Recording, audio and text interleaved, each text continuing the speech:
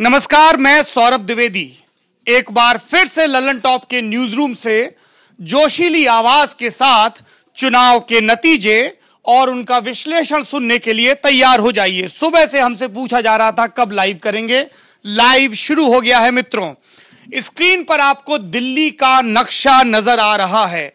11 जिले, जिनमें से 8 जिले एमसीडी की सीमा के अंतर्गत आते हैं, जिसमें रहते हैं दिल्ली के पिन कोड, दिल्ली के पते वाले 1,10,00,000 से ज्यादा नागरिक। बाकी नागरिक कहां रहते हैं? बाकी नागरिक रहते हैं या तो दिल्ली कैंटोनमेंट बोर्ड के एरिया में या एनडीएमसी यानी कि नई दिल्ली म्युनिसिपल कॉरपोरेशन के एरिया में। एमसीडी के चुनाव हुए। एमसीडी के चुनाव अब बहुवचन में होते हैं क्योंकि साल 2012 में दिल्ली की मुख्यमंत्री शीला दीक्षित ने विधानसभा में एक प्रस्ताव पारित करके केंद्र की मनमोहन सिंह सरकार को संस्तुति भेजी थी कि एमसीडी को प्रबंधन के नजरिए से 3 हिस्सों में बांट दिया जाए। राजनीतिक पंडितों ने यह कहा कि यह मास्टर स्ट्रोक शीला का इसलिए है क्योंकि 1998 से लगातार सत्ता में काबिज होने के बावजूद एमसीडी का किला कांग्रेस नहीं भेद पा रही है। तो क्या हुआ 2012 में? 2012 में क्या हुआ, इसको समझने के लिए 2017 के नतीजों पर भी नजर डाल लीजिए। 2012 में एमसीडी को 3 हिस्सों में बांटा गया, नॉर्थ, साउथ और ईस्ट। नॉर्थ और साउथ में सीटें रही 104 104 और ईस्ट में सीटें रही 63। सबसे पहले 2000 के पिछले जो नतीजे हैं, 2000 कब होंगे पिछले नतीजे? 2012 के एमसीडी के नतीजे सुन लीजिए। नॉर्थ दिल्ली में 104 सीटों में बीजेपी जीती 59 सीटों पर, कांग्रेस जीती 29 सीटों पर और तीसरी बड़ी पार्टी, तब अन्ना मूवमेंट नहीं हुआ था, तब आम आदमी पार्टी का उदय नहीं हुआ था, तीसरी सबसे बड़ी ताकत दिल्ली में थी बीएसपी, जिसने जीती थी 7 सीटें। इस बार नॉर्थ एमसीडी के रुझान और नतीजे जो हैं वो हैं बीजेपी 67 सीटों पर जीत रही है या आगे है, कांग्रेस 14 पर और आम आदमी पार्टी 17 सीटों पर। अगर साउथ एमसीडी की बात करें तो यहां पर भी 104 सीटें थी। 104 में बीजेपी ने जीती थी 44 सीटें, कांग्रेस ने 29 सीटें, जबकि बहुजन समाज पार्टी 5 सीटों पर जीती थी। चौथा फैक्टर जो साउथ एमसीडी में बड़ा रहा था वो था निर्दलियों की जीत का। 26 निर्दलीय जीते थे और इन्हीं निर्दलियों के समर्थन के दम पर भारतीय जनता पार्टी ने अपने तय स्पष्ट बहुमत न पाने के बावजूद सदन में विश्वास मत हासिल किया था, उनका मेयर बना था। तीसरी और सबसे छोटी एमसीडी है ईस्ट एमसीडी, जिसमें 64 सीटें हैं। मौजूदा आंकड़े देखें तो 42 पर बीजेपी या तो जीत रही है या जीत चुकी है, कांग्रेस 7 पर है, जबकि आम आदमी पार्टी 10 सीटों पर आगे है। जबकि पिछली मर्तबा बीजेपी 39 सीटों पर आगे थी, कांग्रेस 19 पर, और यहां भी बीएसपी 3 सीटों पर आगे थी। 2012 में ये एमसीडी के चुनाव हुए। उससे पहले 2008 में विधानसभा के चुनाव हुए थे। उन चुनाव को भी याद कर ली क्योंकि उन्हीं चुनाव पर मिले जनादेश के बदौलत शीला दीक्षित ने यह फैसला लिया था। 2008 में जब विधानसभा के चुनाव हुए थे तो कांग्रेस ने अपनी 10 साल से लगातार जो मुख्यमंत्री हैं शीला दीक्षित, उनको सामने रखा था। बीजेपी ने एक नए चेहरे पे दांव खेला था, वो चेहरा जो जनसंघ के दिनों से अटल आडवाणी को साथ दे रहा था और जिसने अपनी राजनीति की शुरुआत म्युनिसिपल कॉरपोरेशन से की थी। उस नेता का नाम था विजय कुमार मल्होत्रा, जो अटल बिहारी वाजपेयी की कैबिनेट का भी हिस्सा रहे और साउथ दिल्ली से सांसद चुने जाते रहे। विजय कुमार मल्होत्रा ने एक बार मनमोहन सिंह को भी, जब इकलौती बार मनमोहन सिंह लोकसभा का चुनाव लड़े थे, तब उन्हें हराया था। विजय कुमार मल्होत्रा के नेतृत्व में बीजेपी लड़ी, शीला के नेतृत्व में कांग्रेस लड़ी। 2008 में विधानसभा चुनाव हुए, सीटें थी 70, कांग्रेस ने जीती थी 43 सीटें, जबकि बीजेपी 23 सीटों पर सिमट गई थी। 2 सीटें बीएसपी को मिली थी, 1 एलजेपी को। यह वो जनादेश था जिसके दम पर 2012 का फैसला हुआ। 2012 के फैसले के बाद 2013 में फिर विधानसभा चुनाव होते हैं। दिल्ली की सियासत की आपको एक एक सीढ़ी इसलिए चढ़ा रहे हैं ताकि आपको 2017 के एमसीडी चुनाव का पूरा भरपूर संदर्भ समझ में आ जाए। जब 2013 में चुनाव हुए तो कांग्रेस 43 से घटकर 8 सीटों पर रह गई, बीजेपी 23 से बढ़ी, इस बार हर्षवर्धन के नेतृत्व में, लेकिन 32 पर ठिठक गई, जबकि जादुई आंकड़ा 36 का था। उधर एक नई एंट्री मारी आम आदमी पार्टी ने, जिसने सीटें जीती 28। 2013 के चुनाव के बाद सरकार बनी, 49 दिनों की सरकार चली, उसके बाद विधानसभा भंग हो गई, इस्तीफा हो गया। 2015 में चुनाव हुए, 67-3 का ऐतिहासिक प्रचंड नतीजा आया। लेकिन उसके बाद से केजरीवाल ढलान पे हैं, बीजेपी मोदी लहर 2.0 में उभार पे है और हम आपके सामने हैं। मेरा नाम सौरभ द्विवेदी है, मेरे साथ एमसीडी चुनाव पर बात करने के लिए हैं आज तक की सीनियर एंकर मीनाक्षी कंडवाल, जिन्होंने जो खुद दिल्ली की रहने वाली हैं, जिन्होंने इन इलेक्शंस को, एमसीडी के इलेक्शंस को कवर किया है। साथ में है हमारे परमानेंट आम आदमी पार्टी पॉलिटिकल एक्सपर्ट और दिल्ली के करीब गाजियाबाद के रहने वाले और दिल्ली की राजनीति को अच्छे से समझने वाले कुलदीप सरदार। इन दोनों लोगों से बात करेंगे बीजेपी क्यों जीती, ईवीएम की वजह से जीती, जैसा कि केजरीवाल और उनके दल के बाकी सदस्य कह रहे हैं, काफी दिनों से कह रहे हैं, या मोदी लहर की वजह से जीती या और वजहों से जीती। हारा कौन, केजरीवाल या Congress? Who is the bigger loser? Meenakshi, आपने चुनाव कवर किए, पत्रकारों पर अक्सर ये इल्जाम लगता है कि वो हवा हवाई रहते हैं, उनको नब्ज समझ में नहीं आती है। जब आप एमसीडी कवरेज कर रही थी, आपको लग रहा था कि आम आदमी पार्टी इतनी बुरी तरह हारने वाली है? सौरभ, आपने बहुत अच्छी बात ये कही कि हवा हवाई बातें नहीं होनी चाहिए। तो मैं यहाँ पर जो बात कर रही हूँ वो मैं सिर्फ एक एंकर होने के नाते नहीं, क्योंकि मैं ईस्ट दिल्ली में रहती हूँ, मैं 15 साल से दिल्ली में रह रही हूँ और आपने बहुत अच्छा दिल्ली का पूरा खाका खींचा, पूरा पॉलिटिकल इक्वेशन जो समझाया।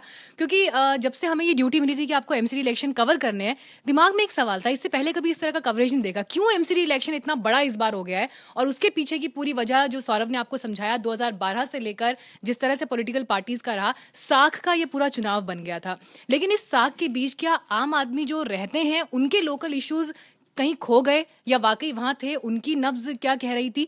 हमारे ऊपर ये रिस्पॉन्सिबिलिटी थी।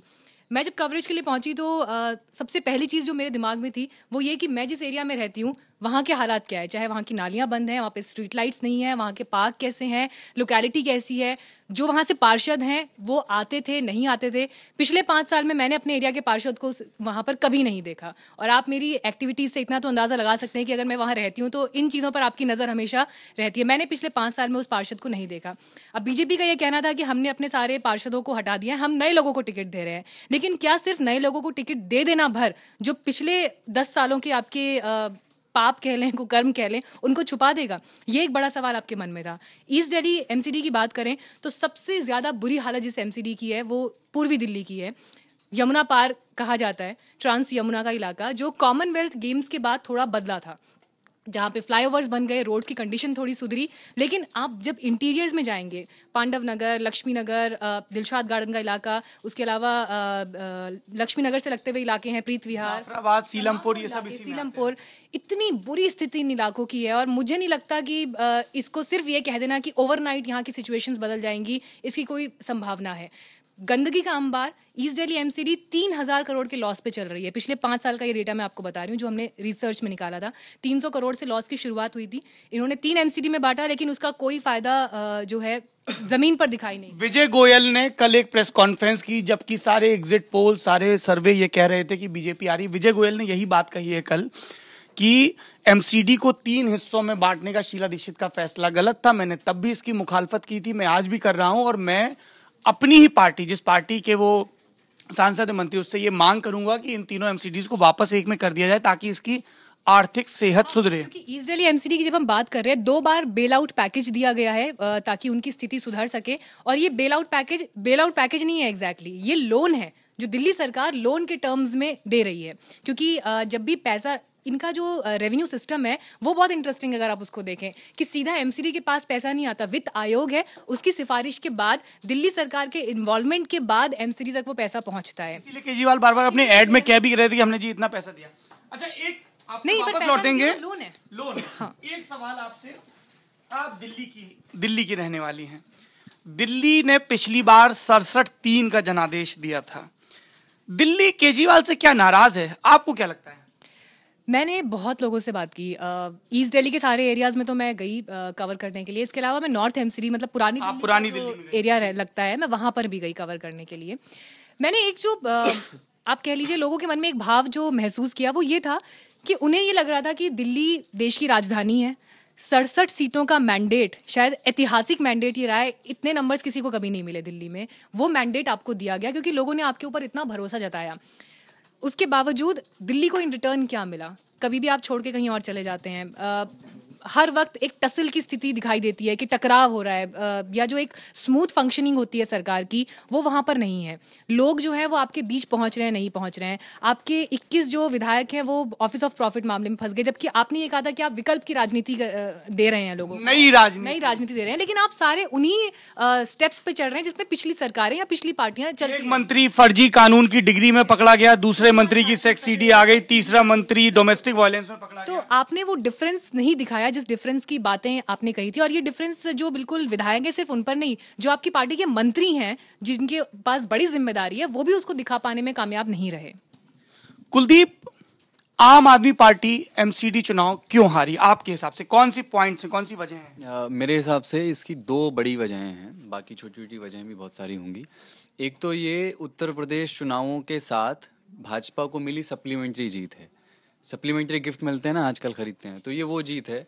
अगर पिछले जो हालिया 5 विधानसभा के चुनाव के नतीजे थे वो नतीजे शायद कुछ और होते तो दिल्ली एमसीडी के नतीजे भी कुछ और हो सकते थे। मुझे लगता है कि उसका बहुत ज्यादा असर है। मोमेंटम एक चल रहा है बीजेपी में। आम आदमी पार्टी की तरफ से क्या कमियां रही? दूसरी बड़ी वजह है कि आम आदमी पार्टी ने जिन स्तरों पर जो जो काम किया है, जैसे बिजली पानी से दिल्ली में बड़े स्तर पे जनता को फायदा हुआ है, जिनके बिल माफ हुए हैं, मोहल्ला क्लिनिक के स्तर पे जो काम किया है, या शिक्षा के क्षेत्र में जो बजट बढ़ाया है, वो सब ओवरशैडो कर लिया गया उनकी ऊट पटांग बयानबाजी के द्वारा। तो भाजपा के खिलाफ आम आदमी पार्टी शुरू में जो काउंटर अटैक की रणनीति किया करती थी वही उनकी ताकत थी, लेकिन वो शाहिद अफरीदी वाली जो रणनीति थी ना, वो अब उससे एक किस्म की ऊब मुझे लगता है कि लोगों में पैदा उलूल बल्ला भांजना।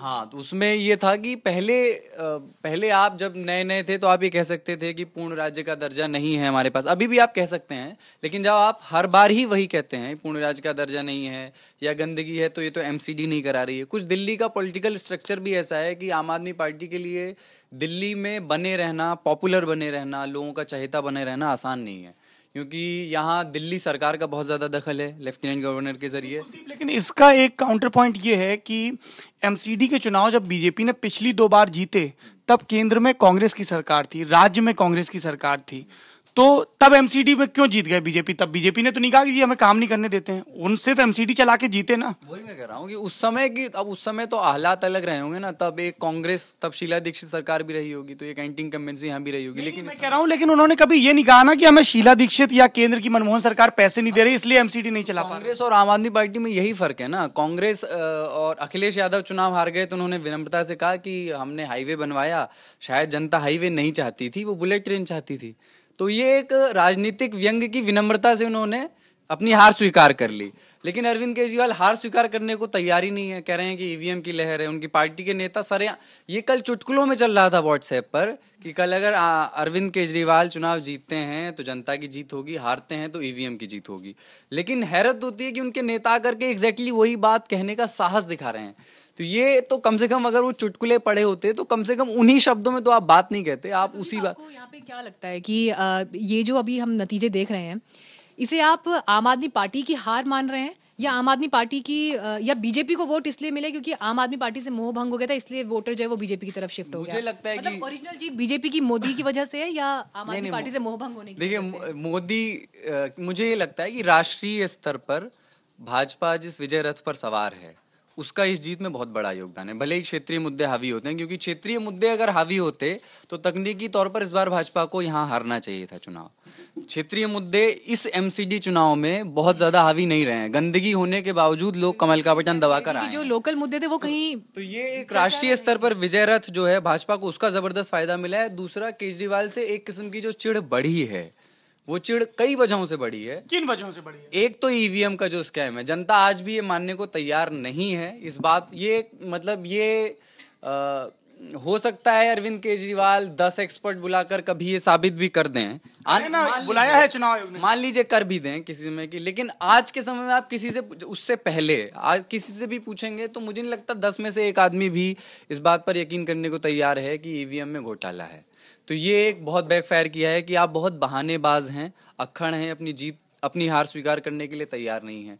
दूसरा बैड लूजर। दूसरा कि अब ये उस समय तक तो ठीक था कि आप दिल्ली में विकास नहीं करवा पा रहे हैं क्योंकि एलजी काम नहीं करने दे रहे हैं, ये तो हमें काम नहीं करने दे रहे, वहां तक तो आदमी चलो मना लेता था और ये एक तेज तर्रार काउंटर अटैक की रणनीति मानी जाती थी। लेकिन ये ईवीएम वाला स्कैम जब से ये वाला आरोप शुरू किया, ये किसी को नहीं पचा है, उनके समर्थक भी इसको बहुत। पंजाब की हार से भी कोई असर पड़ा है? मुझे लगता है कि पड़ा है।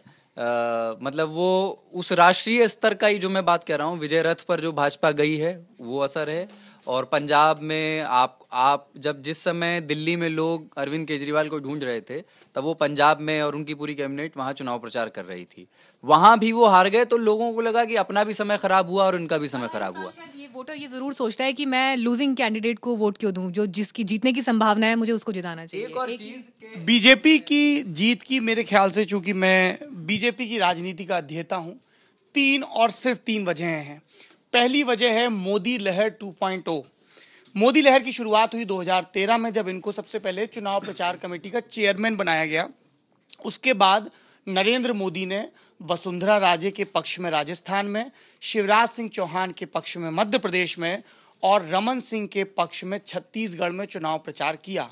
आप कह सकते हैं कि तीनों कद्दावर नेता हैं, अपने दम पर जीत सकते थे, पहले भी जीते हैं।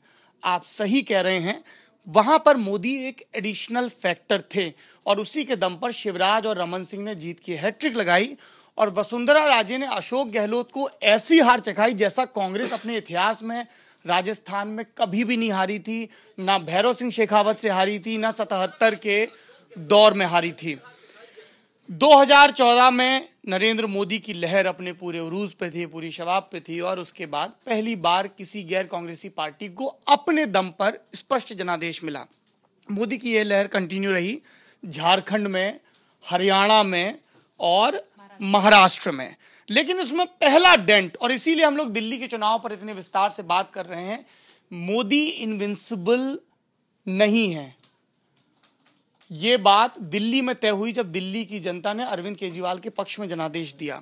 इस पे दूसरी मोहर लगी। हम लोग अक्सर पत्रकारिता में कहते हैं कि एक सोर्स कह रहा है तो पूरा नहीं मान लेना चाहिए, क्रॉस चेक करना चाहिए। मोदी के अपराजय होने का मिथ दूसरा टूटा दूसरे उदाहरण से बिहार में, जब नरेंद्र मोदी की आक्रामक प्रचार रणनीति और अमित शाह के चेहरे के बावजूद बीजेपी बिहार में ध्वस्त हुई, तो लगा कि मोदी लहर खत्म हो गई है। इसीलिए मैंने टर्म यूज किया मोदी लहर 2.0।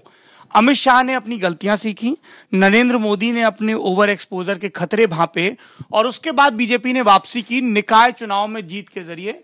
महाराष्ट्र में बड़े पैमाने पे, खासतौर पे ग्रामीण इलाकों में जहां पर बीजेपी, शिवसेना, कांग्रेस और एनसीपी से पिटती आई थी, वहां जीती। लातूर में अभी पिछले दिनों नतीजे आए जहां पे बीजेपी कभी नहीं जीती, कांग्रेस कभी नहीं हारी। लातूर विलासराव देशमुख और शिवराज पाटिल का गढ़ रहा है, पहली बार बीजेपी जीती। उड़ीसा, जहां पर बीजेपी लगातार कोशिश कर रही है मुख्य विपक्षी पार्टी बनने की, वहां पर वो अभी भी नंबर 2 की पार्टी है, लेकिन उनके और बीजू जनता दल के बीच, शंख और कमल के बीच फासला बहुत कम हो गया है और इसीलिए भुवनेश्वर में राष्ट्रीय कार्यकारिणी की बैठक करके अमित शाह ने आगे की रणनीति के संकेत भी दे दिए हैं। स्थानीय निकाय चुनाव के बाद अब एमसीडी के नतीजे आए जिनमें नरेंद्र मोदी के नाम पर बीजेपी जीती है और इसीलिए आप इनकी कैंपेन पिच देखिए, दिल्ली नरेंद्र मोदी के साथ चले। दूसरा फैक्टर जिसका जवानों को जीत समर्पित करते हैं, कल उन्होंने कहा भी था कि सुकमा पर सीआरपीएफ के जवानों पर हुए हमले के बाद हम जीत को सेलिब्रेट नहीं करेंगे। सुबह जब मनोज तिवारी से बात की जा रही थी तो उन्होंने दुखी चेहरा बना लिया। उनसे पूछा भी एक पत्रकार ने कि आप इतने दुखी क्यों हैं, तो बोले हम जीत रहे हैं, हमें पता है, लेकिन हम सुकमा की वजह से दुखी हैं। दूसरी बड़ी जीत की बीजेपी की वजह रही नए चेहरे, नए पे दांव। बीजेपी की जो पुरानी बीजेपी थी, जो यहाँ की दिल्ली की बीजेपी थी, गुटों में बटी हुई थी, इसीलिए विधानसभा चुनाव सारी कोशिशों के बावजूद हार रहे थे। क्या गुट थे?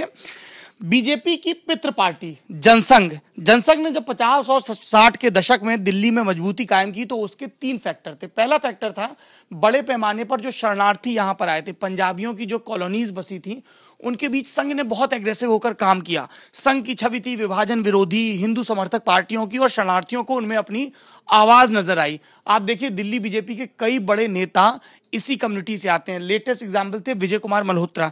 दूसरा बनिया वैश्य, जिसको बीजेपी के लिए शुरुआत में गाली के तौर पर इस्तेमाल किया जाता था, आलोचनात्मक शब्द में कि साहब बनियों की पार्टी है ये दीपक वाली पार्टी और बाद में कमल वाली पार्टी। तो वैश्य बनिया और पंजाबी वो समुदाय थे जो बीजेपी के न्यूक्लियस का हिस्सा थे। 90 के दशक में इसमें साहिब सिंह वर्मा जैसे नेताओं के प्रयासों के जरिए जाट वोटर भी जुड़े, ग्रामीण वोटर भी जुटे। और आप देखिए बीजेपी के 3 मुख्यमंत्री रहे। सुषमा स्वराज को आखिरी में ट्रम्प कार्ड के तौर पे लाया गया था, प्यास के चलते हार गई शीला केंद्री। उसके पहले मुख्यमंत्री थे मदन लाल खुराना, पार्टी के अध्यक्ष रहे हैं। उसके अलावा विजय कुमार मल्होत्रा जिनके नेतृत्व 2008 में बीजेपी लड़ी। पंजाबी फैक्टर, बनिया फैक्टर की बात करें तो विजय गोयल और हर्षवर्धन दोनों ही इस कम्युनिटी से आते हैं। और साहब सिंह वर्मा के बाद प्रवेश वर्मा को जाटों के नेता के तौर पे उभारा जा रहा है, रमेश विधूड़ी को गुजरों के नेताओं के तौर पे।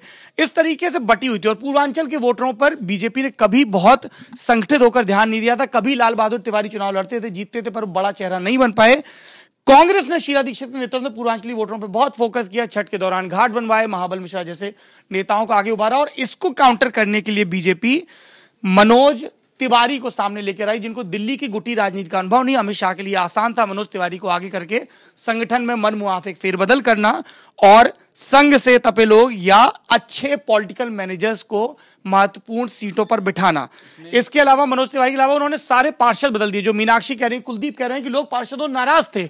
10 साल से कूड़े का अंबार लगा हुआ है, भ्रष्टाचार की शिकायतें आती, घाटे में चल रहा है। कई लोगों ने ये बात कही, मैंने लोगों से सवाल पूछा कि बीजेपी ने पार्षदों को बदला है तो आप इस कदम को कैसे देखते हैं। उन्होंने स्वागत किया कि ये तो अच्छी बात है, अब नयों को लेकर आ रहे हैं, अब उनका काम हम चेक करेंगे। इस तरीके का प्रयोग इससे पहले सफल ढंग से उन्होंने किया था। जिनकी आप अक्सर ट्विटर पे खिल्ली उड़ाते हैं, उनका नाम दिग्विजय सिंह है।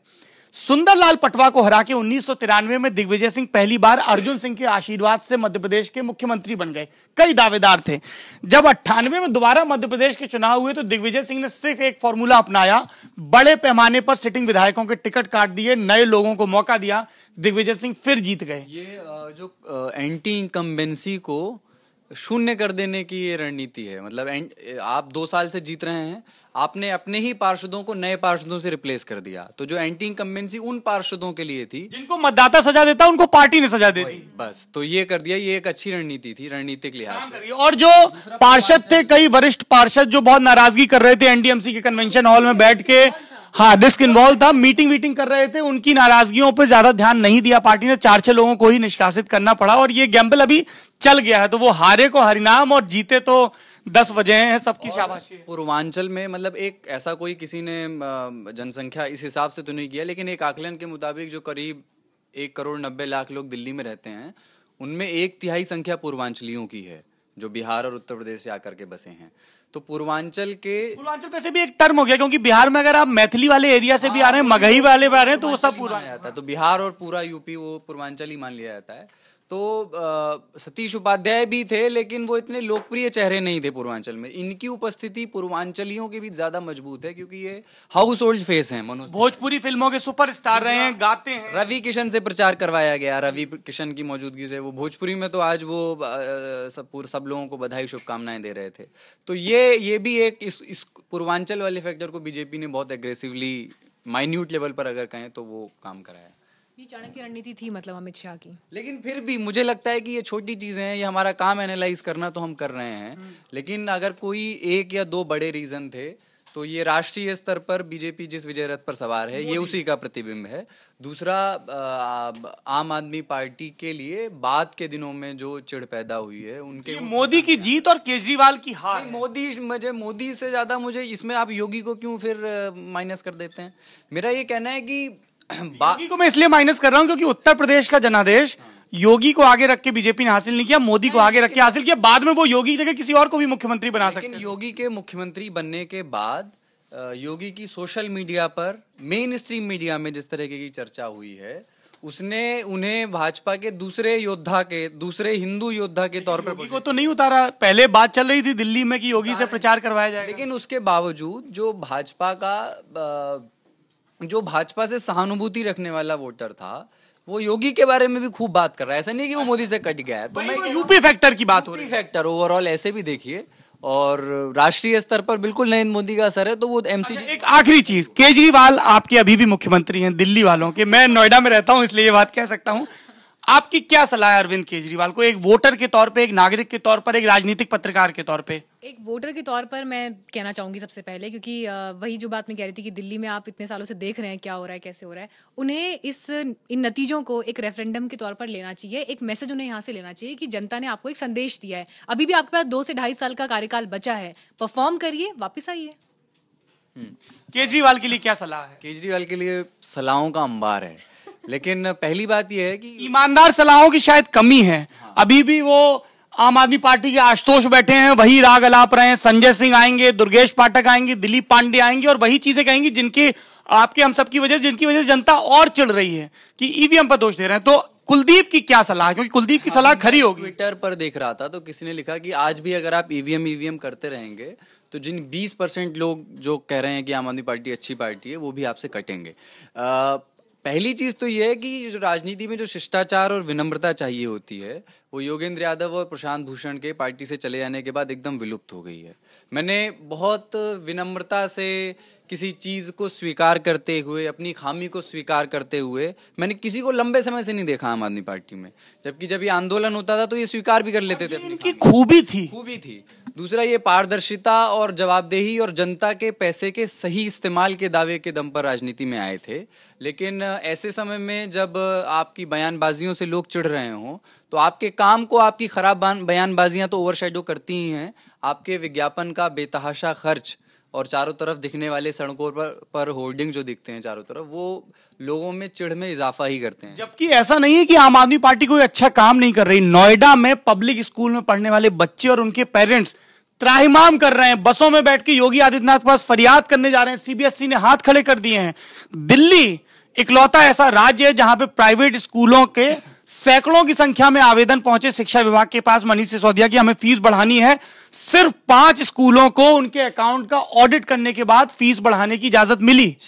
तो हाँ, शिक्षा को लेकर ऐसा नहीं कि काम नहीं कर रहे हैं, पर ये अपने काम पे बात ही नहीं कर रहे हैं। वही मैं कह रहा हूं कि ऐसा लगता है कि सारा एजेंडा ये तो नहीं करने दे रहे जी पर इन्वर्टेड कॉमा में जो है ना, इनकी वजह से नहीं हो पा रहा है जी, इस पर केंद्रित हो गया है। एक बात मैं यहाँ पे और कहना चाहूंगी, जो राजनीतिक शिष्टाचार की बात कुलदीप ने कही, ये बहुत जरूरी होता है, क्योंकि परसेप्शन का एक बहुत बड़ा खेल होता है कि आप कैसे सार्वजनिक कार्यक्रमों में दिखाई दे रहे हैं, आपका बॉडी लैंग्वेज क्या। अभी एक बहुत अहम मीटिंग हुई थी, मेरे ख्याल से नीति आयोग की वो बैठक थी, जो प्रधानमंत्री मोदी की अगुवाई में भी वो बैठक हुई। उसमें सभी राज्यों के मुख्यमंत्री आए थे, सिर्फ अरविंद केजरीवाल और ममता बनर्जी उस मीटिंग में नहीं थे। अब ये इतनी अहम बैठक अगर हो रही है उसमें, और आप दिल्ली के मुख्यमंत्री हैं, आप वहां पर नहीं हैं, बेशक आपसे बीजेपी के साथ नीतीश कुमार आ सकते हैं, ठीक है, बाकी लोग आ सकते हैं। जो ईंट से ईंट बजा देने वाली बात इन्होंने बाद में कही, और क्या कहा, ईंट से ईंट बजा? जो एक निकला था ना अभी वीडियो इनका मीटिंग से आया था कि अगर हम नहीं जीते तो, और तो मतलब ये ईवीएम घोटाला है। और जनता ये भी देख रही है कि इनकी जो मांग है पेपर ट्रेल की, उसके लिए जब इलेक्शन कमीशन ने बोला कि 3,000 करोड़ से ज्यादा रुपए खर्च होंगे और केंद्र ने वो पारित भी कर दिया है, तो बहुत जल्दी पेपर ट्रेल शुरू हो जाएगा पूरा, हर राज्य, हर सीट, हर बूथ पे। तो वो आरोप तो अपने आप बेदम हो गया, वो पब्लिक को वो भी नजर आ रहा होगा। अगर ईवीएम घोटाला होता तो मतलब ऐसा कैसे हो सकता है कि 45 वार्ड पर आप जीत रहे हैं तो चुन करके इन 45 वार्ड पर ईवीएम घोटाला नहीं किया गया और बाकी पर तो ये मतलब ये आरोप जो है ना, इनको खुद थोड़ा सा इंट्रोस्पेक्ट करना चाहिए कि हो सकता है किसी एक जगह पर ईवीएम की गड़बड़ी भी सामने आए, लेकिन सुनियोजित तरीके से मोदी सरकार ईवीएम घोटाला कर रही है, इस पर कोई भी यकीन करने को फिलहाल तैयार नहीं है। तो ये इस आरोप को एक बार लगा दिया गया, उसके बाद आप दूसरे दिन उस पर लोगों का रिएक्शन तो देखेंगे ना कि लोग इस पर कैसा रिएक्ट कर रहे हैं, वो नहीं देख रहे हैं, लगातार उसको कहते आ रहे हैं। मुझे जो मैं आखिरी बात कह रहा था कि मुझे लग रहा है कि जो ये ट्रेंड है, आम आदमी पार्टी अब हार चख रही है। पहली बार चुनाव जीते, 28 सीट लाए, वो भी जीत थी, जीत की तरह प्रचारित किया, 67 जीत लाए, वो भी जीत थी। अब लगातार ये लोग हार चखने की स्थिति में आए हैं और हार को स्वीकार करने की स्थिति में नहीं आ रहे हैं। जबकि पंजाब में अगर ये विनम्रता मेंटेन करते तो वो भी जीत है, आप मुख्य विपक्षी दल बन गए एकदम से जाके। जनता का मैंडेट स्वीकार करते हैं, ऐसा नहीं करते। 2019 के चुनाव में इन केस अगर यूं तो विधानसभा चुनाव और एमसीडी चुनाव के मुद्दों में फर्क होता है और पता नहीं वो मुद्दों पर लड़े भी जाएंगे या नहीं, अगर आम आदमी पार्टी 2019 के लोकसभा चुनाव, विधानसभा चुनाव हारती है तो मैं दोबारा एक बड़े आंदोलन को अभी से देख रहा हूं कि मुझे लगता है अरविंद केजरीवाल दोबारा एक बड़ा बवाल, एक जेल दाना धरना जेल। पर वो क्रेडिबिलिटी रहेगी क्योंकि काट की हांडी बार बार नहीं रहेगा, लेकिन अभी जिस मूड में है वो ईंट से ईंट बजा देना, आंदोलन से आए हैं तो आंदोलन करना ही पड़ेगा, ऐसा लगता नहीं है कि वो हार को स्वीकार करके इंट्रोस्पेक्ट करने को तैयार हैं। इस बीच कोई समझदार आदमी उनको समझा दे तो बात। अब योगेंद्र यादव तो रहे नहीं, मुझे नहीं पता कि कौन उनको सही सलाह देगा और किसकी वो कौन बड़े भाई की भूमिका निभाएगा और सुनेंगे या नहीं सुनेंगे। एक आखिरी चीज जिस पे हम लोगों ने बात नहीं की, कांग्रेस लूजर है कि गेनर है? अगर एमसीडी के पिछले नतीजे देखें 2012 के, तो कांग्रेस की सीटें कम हुई हैं। अगर कांग्रेस के 2015 के विधानसभा के नतीजे जिसमें उनको 0 सीट मिली उसको रेफरेंस पॉइंट माने तो कांग्रेस को बढ़त हासिल हुई है। कांग्रेस इसमें भी खुश हो सकती है कि वो पूरी तरीके से तीसरे नंबर पे नहीं गई है। हालांकि अब 2 विधानसभाओं में, 2 एमसीडीज में, नॉर्थ और साउथ में अभी तक कांग्रेस दूसरे नंबर पे चल रही थी, अब वो तीसरे पे चली गई है। आम आदमी पार्टी वहां पे आगे है और ईस्ट में बराबरी पर आ गई है। अजय माकन के नेतृत्व में कांग्रेस चुनाव लड़ी। अजय माकन के कभी राजनीतिक चेले हुआ करते थे अलविंदर सिंह लवली। अजय माकन खुद माकन फैमिली से आते हैं, ललित माकन की फैमिली से आते हैं। ललित माकन बहुत क्लोज रहे। ललित माकन शंकर दयाल शर्मा के दामाद थे। शंकर दयाल शर्मा की बिटिया गीतांजलि ललित माकन से ब्याही थी और खालिस्तान के आंदोलन से जुड़े हुए आतंकवादियों ने उनकी हत्या कर दी थी। उसके बाद अवंतिका माकन जो उनकी बेटी है वो राजनीति में उतने आगे नहीं आ गई, ललित माकन आगे आए। जब ललित माकन की केंद्र की राजनीति निपट गई, वो नई दिल्ली से चुनाव हार गए, तो जिन अरविंदर लवली को उन्होंने अपने आशीर्वाद से दिल्ली प्रदेश कांग्रेस कमेटी का अध्यक्ष बनवाया था शीला दीक्षित का दौर बीतने के बाद, उन्हीं को किनारे करके वो प्रदेश विधायकी के बाद सिख कोटे से शीला सरकार में कैबिनेट मंत्री बन गए। तो ये सबसे युवा कैबिनेट मंत्रियों में से एक थे। जो बीजेपी का हाल था गुटबाजी का, वही कांग्रेस का है। शीला दीक्षित गुट अलग, जयप्रकाश अग्रवाल का गुट अलग, अशोक वालिया का गुट अलग, पंजाबी खेमा अलग, जाट खेमा अलग, जगदीश टाइटर के नेतृत्व खेमा अलग, सज्जन कुमार का ग्रामीण और बाहरी दिल्ली और साउथ दिल्ली वाला खेमा अलग। राहुल गांधी को यह लग रहा था कि अजय माकन एक नया यंग फेस है और मंत्री के तौर पे उनका कार्यकाल ठीक रहा है, युवा और खेल वाले मंत्रियों के तौर पे, तो शायद कांग्रेस का उद्धार हो जाएगा। लेकिन अगर इन नतीजों पर देखें तो कांग्रेस के पास भी मुस्कुराने की कोई वजह नहीं है फाइनल टैली में। ये है बहुत सारे लोग ऐसे कह रहे हैं कि अजय माकन के आने से कांग्रेस को फायदा हुआ है। मुझे नहीं लगता कि अगर ये कुछ हुआ है तो अजय माकन के आने से हुआ है। जो स्पष्ट नुकसान आम आदमी पार्टी का है उसका जो आंशिक फायदा, जैसे जो परंपरागत वोट है आम आदमी पार्टी का, मुस्लिम वोटर और झुग्गी बस्ती क्लस्टर का वोटर, वो जो कभी बीजेपी को लोग वोट नहीं करना चाहते हैं, वो आपके बजाय अब कुछ लोग कांग्रेस में लौट गए हैं। तो उसमें भी लेकिन एक वोटर मुझे ऐसा लगता है, जो कि हम आप उत्तर प्रदेश चुनाव में भी घूमे, झुग्गी झोपड़ी का जो वोटर शीला दीक्षित के साथ 15 साल चिपका रहा था, उसमें भी एक हिस्से में बीजेपी डेंट मारने में सफल रही है। मनोज तिवारी जो झुग्गियों में समय बिता रहे हैं, कुछ कर रहे हैं, अंततः पॉलिटिक्स परसेप्शन का खेल है, वादों को यकीनी बताने का खेल है कि मैं पानी ले आऊंगा नल में, टैंकर के सहारे नहीं रहना पड़ेगा। आप बार बार उन वादों पर यकीन करना चाहते हैं, कई बार कर लेते हैं, कई बार नहीं कर लेते हैं। स्वराज पार्टी, स्वराज अभियान, क्या उससे कोई फर्क पड़ा? आपको कुछ दिखा ग्राउंड पे थोड़ा बहुत? स्वराज पार्टी को लेकर ग्राउंड में मुझे कुछ नहीं दिखाई दिया, बल्कि लोगों को ये भी नहीं पता कि उनकी तरफ से कोई कैंडिडेट है। वो जो कैंडिडेट का हुजूम आता है उसे वो एक भीड़ की तरह देखते हैं कि हाँ प्रचार करने वाले आ रहे हैं, लेकिन कैंडिडेट्स के नाम पर कोई चर्चा नहीं थी और कोई खास असर दिखा पाने में वो कामयाब नहीं रहे। हाँ, ये है कि जो टक्कर वो आम आदमी पार्टी को देना चाहते थे कि हम उनके खिलाफ हम एक और विकल्प के तौर पर आ रहे हैं, उन्होंने वो कोशिश की लेकिन वो कुछ खास दिखा नहीं पाई। और एक जो आप कांग्रेस की बात कर रहे थे, कांग्रेस पार्टी, अक्सर ये कहा जाता है कि जब जो भी पार्टी चुनाव लड़ती है वो जीतने के लिए लड़ती है, लेकिन यहाँ पर लग रहा था कि नंबर 2 या नंबर 3 के लिए चुनाव लड़ा जा रहा है। राजौरी गार्डन में आप नंबर 2 पर आ गए तो आप बिल्कुल इतने खुश थे कि आपको लग रहा था कि पूरा आपने किला फतेह कर लिया। लेकिन अभी जो नतीजे आ रहे हैं उसको देखते हुए, आपने 15 साल राज किया है दिल्ली में, शीला दीक्षित मुख्यमंत्री रही, लेकिन वो करिश्मा आप एमसीडी इलेक्शन में भी दोहरा नहीं पाए। अजय माकन के लिए खुद पार्टी के अंदर के लोग ये बोल रहे हैं कि वो खुद को दिल्ली का राहुल गांधी समझने लग गए हैं। इसी तरह से टिकट बंटवारा हुआ, नाराजगी इस कदर थी कि चुनाव से ऐन पहले अरविंदर लवली हो, अमित मलिक हो, बरखा शुक्ला हो, कई जो बड़े लीडिंग आपके नेता रहे हैं वो छोड़कर बीजेपी में शामिल हो गए। तानाशाही के इल्जाम लगाते हुए दोनों ही लोगों पे, कोई राहुल गांधी को मानसिक दिवालिया कह रहा है, कोई अजय माकन को तानाशाह कह रहा है। कम से कम इस टाइम पर ऐसी बातें सामने। स्वराज अभियान, स्वराज इंडिया पार्टी के लिए जो सिर्फ रिमार्केबल बात है जिसको अंडरलाइन में करना चाहिए, वो योगेंद्र यादव का आज का सुबह का बयान है। उन्होंने कहा कि हम सीटें जीतने के लिए तो हमारी लड़ाई थी नहीं। मैं जो आप आज सुबह का बयान कह रहे हैं वो कल के कॉन्स्टिट्यूशन क्लब में उन्होंने अपने सारे प्रत्याशियों और कार्यकर्ताओं के साथ एक मीटिंग की थी, सम्मानित किया। अच्छा ठीक है, तो आज वो दोबारा मीडिया को भी बाइट देते हुए उन्होंने आज कहा कि हमारी लड़ाई जो है वो सीटें जीतने की नहीं थी, पहला चुनाव हमारी नींव डालने का होता है। तो वो मुझे याद आता है आम आदमी पार्टी के संबंध में भी उन्होंने ये बात कही थी, जब 28 सीट मिली थी तो उन्होंने कांशीराम का वो उदाहरण दिया था कि पहला चुनाव जीतने के लिए नहीं होता, वो हराने के लिए होता है। फिर पहला हराने, दूसरा हारने, पहला हारने, दूसरा हराने और तीसरा जीतने के लिए होता है। वो पहले उन्होंने कहा था कि हमने पहला चुनाव लड़ा है और हम 28 सीट लेके आए हैं, ये तो बहुत ही रिमार्केबल है।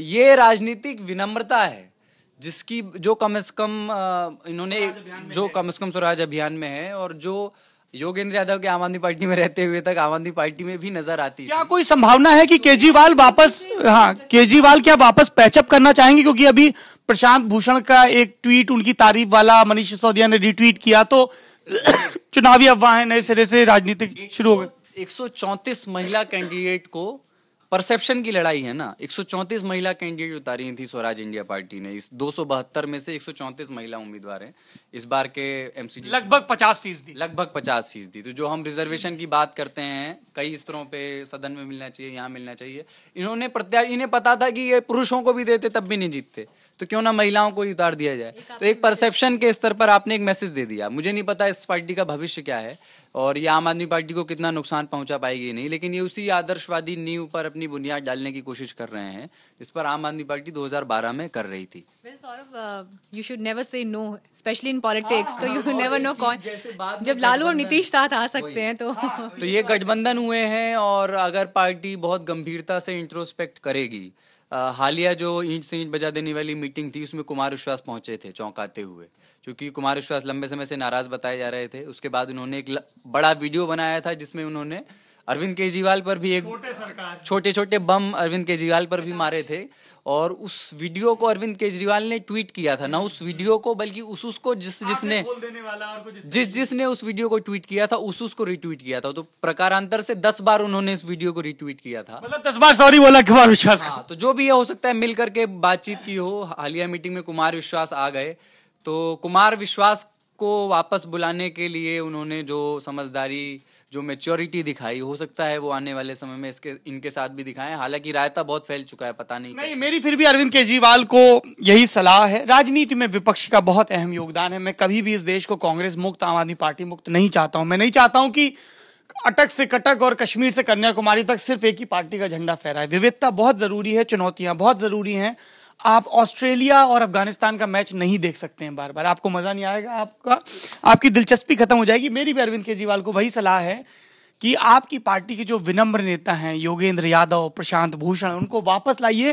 केजरीवाल कल्ट डेवलप करने की कोशिश मत करिए।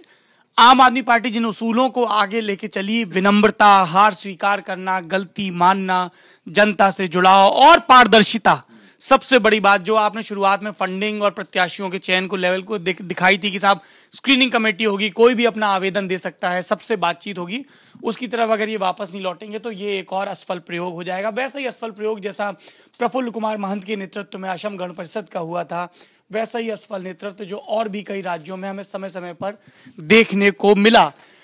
बातचीत खत्म करने से पहले आखिरी बार एमसीडी चुनाव, जिनको कई बार विधानसभा चुनाव का सेमीफाइनल भी कहा जाता है, एमसीडी जो 1958 7 अप्रैल 1958 के पहले बरतानिया हुकूमत और आजादी के 11 बरस तक डीएमसी कहलाती थी, दिल्ली म्युनिसिपल कॉरपोरेशन। 7 अप्रैल 1958 को पार्लियामेंट ने एक एक्ट पारित किया और नाम दिया एमसीडी। याद रखिए, इस एमसीडी से देश के, दिल्ली के बड़े बड़े नेता निकले हैं। याद रखिए, इसी एमसीडी में गुरु राधा किशन जैसे स्वतंत्रता संग्राम सेनानी बैठे हैं, जिनके नाम सबसे ज्यादा वक्त तक काउंसलर रहने का रिकॉर्ड है। याद रखिए, इसी एमसीडी में कुछ ऐसे नेता भी बैठे हैं जिनको राजनीति में एक शब्द में व्यक्त करना हो तो बाहुबली भी कहा जाता है, जिनके ऊपर हत्या, लूट और रेप के इल्जाम भी रहे हैं। इसलिए एमसीडी के चुनाव को, दिल्ली की एमसीडी के चुनाव को आप हल्का या स्थानीय कहकर खारिज नहीं कर सकते हैं। और इस एमसीडी को 73वें और 74वें संविधान संशोधन के बाद, जिसका सपना राजीव गांधी ने देखा था और जिसे मूर्त रूप पीवी नरसिम्हा राव की सरकार ने दिया, 1992 में संशोधन लागू हुए, जिसके बाद स्थानीय निकायों को ज्यादा आर्थिक अधिकार मिले। उसके बाद एमसीडी और देश के अलग अलग इलाकों की पंचायतें और स्थानीय निकाय ज्यादा मजबूत हो गए और 15 साल से इन पर बीजेपी काबिज है। आखिरी में एक बार फिर से चुनाव नतीजे। नॉर्थ एमसीडी 104 सीटें हैं, एक सीट पर चुनाव एक प्रत्याशी की मौत के चलते टल गया, समाजवादी पार्टी के प्रत्याशी की मौत के चलते। 103 सीटों पर चुनाव हुए, 68 सीटों पर बीजेपी, 16 पर कांग्रेस और 18 पर आम आदमी पार्टी, जबकि अन्य के हिस्से में एक सीट आई है। ये अन्य निर्दलीय भी हो सकते हैं, स्वराज अभियान के भी हो सकते हैं और बहुजन समाज पार्टी के भी। अगर साउथ एमसीडी की बात करूं तो 104 सीटें, 104 में यहां पे भी देखिए आइडेंटिकल है, 104 सीटें, वहां एक सीट कम पर चुनाव हुए। बीजेपी को दोनों जगह बराबर 68 सीटें मिल रही हैं। अपने तई आसानी से स्पष्ट बहुमत साउथ एमसीडी में बीजेपी ने बढ़त हासिल की है। पिछली मर्तबा यहां पर बीजेपी को 44 सीटें हासिल हुई थी और उन्हें बहुमत पाने के लिए सदन में निर्दलियों का सहारा लेना पड़ा था। साउथ एमसीडी में दूसरे नंबर पर आम आदमी पार्टी है 19 सीटों के साथ, जबकि कांग्रेस 11 सीटों के साथ तीसरे नंबर पे। यहां पर अन्य घटे हैं, लेकिन घट के 26 से अभी 6 पर नजर आ रहे हैं। ईस्ट एमसीडी, जिसकी बदहाली की हमने बात की, जिसको सबसे ज्यादा ध्यान दिए जाने की जरूरत है, पूर्वांचलियों की बार बार बात कर रहे हैं। ईस्ट एमसीडी की 63 सीटों पर चुनाव हुए, सारी सीटों पर। यहां पर बीजेपी को सबसे बड़ा बहुमत मिलता दिख रहा है। वो सीटें जिसको ट्रांस यमुना कहा जाता है, जहां पर गरीबों की बस्तियां सबसे ज्यादा हैं, जहां पर मुस्लिम आबादी भी अपेक्षाकृत साउथ और नॉर्थ के मुकाबले ज्यादा है, वहां पर बीजेपी को नॉर्थ और साउथ के मुकाबले ज्यादा स्पष्ट जनादेश मिल रहा है। 63 में 44 सीटें मिल रही हैं। कांग्रेस और आप के बीच यहां दूसरे नंबर को लेकर टाई है, 8-8 सीटें हैं और अन्य के हिस्से में 3 सीटें आई हैं। अगर सभी एमसीडीओं के नतीजों को एक साथ मिलाकर देखें तो 270 सीटें, 270 में 269 पर चुनाव हुए। बीजेपी को मिली 180, कांग्रेस को मिलती दिख रही है 35, जबकि आम आदमी पार्टी 45 सीटों पर आगे चल रही या जीत चुकी। अन्य के खाते में 10 सीटें आई हैं। एमसीडी के चुनाव, और अब इन चुनावों के बाद अगले बड़े चुनाव होंगे हिमाचल प्रदेश और गुजरात में। टीम लल्लन टॉप ने इन चुनाव के लिए तैयारियां शुरू कर दी हैं, गुजराती सीखना शुरू कर दी है, नए पुराने नेताओं की जीवनियां, उनका संसदीय इतिहास, उनके किस्से खंगालने शुरू कर दिए हैं, ताकि जिस एतबार के साथ, जिस तैयारी के साथ जमीन में, खेतों में, खलिहानों में, कारखानों में, बाजारों में, मैदानों में जाकर हमने आपको उत्तर प्रदेश की सियासत के नए नए रंग दिखाए थे और सबसे यकीन के साथ बताया था कि मुद्दे क्या हैं और किसके पक्ष में किन वजहों से लहर चल रही है, जिसके लिए हमें किसी एग्जिट पोल की जरूरत नहीं पड़ी थी, किसी बड़े नेता की बाइट या बयान की जरूरत नहीं पड़ी थी। वैसा ही कुछ कर गुजरने के इरादे के साथ गुजरात और हिमाचल प्रदेश के चुनाव की तैयारियां शुरू हो चुकी हैं। नए साथी जुड़ने लगे हैं, नई रणनीतियों पर काम हो रहा है। लल्लन टॉप का आपसे यह वादा है कि जमीन पर जाकर सबसे यकीनी कवरेज, लाइव अनएडिटेड कवरेज हम आपको लगातार दिखाते रहेंगे, क्योंकि अब यह हमारी पहचान का हिस्सा हो चुका है। और वैसे भी ये हिंदुस्तान है जहां पर राह से रोटी, राह से राजनीति दोनों एक साथ पढ़ाए जाते हैं। वो राजनीति जो ये दावा करती है महात्मा गांधी के सपने को पूरा करेगी, आखिरी व्यक्ति को इज्जत और रोटी मुहैया कराएगी। वो कितने सफल हो रहे हैं, कितने अपने दावों को लेकर दुरुस्त हैं, इसकी पड़ताल हम लगातार करते रहेंगे। कमेंट बॉक्स में हमें लिखकर बताइए कि एमसीडी चुनाव में बीजेपी की जीत और आम आदमी पार्टी और कांग्रेस की हार की क्या वजह है। अगर आप यूट्यूब पे ये वीडियो देख रहे हैं तो हमारे चैनल को सब्सक्राइब करना मत भूलिए, सब्सक्राइब कर लीजिए, ताकि जब भी हम पॉलिटिकल किस्से, चचा के स्पूफ या इस तरह की लाइव बहसें या कोई और कहानी अपडेट करें, अपलोड करें कोई वीडियो, तो आपको फौरन से खबर मिल जाए, अलग से चिट्ठी पत्री की जरूरत न पड़े। मेरा नाम सौरभ द्विवेदी, मेरे साथ थी मीनाक्षी कंडवाल और कुलदीप सरदार, कैमरे के पीछे अमितेश सिन्हा। शुक्रिया।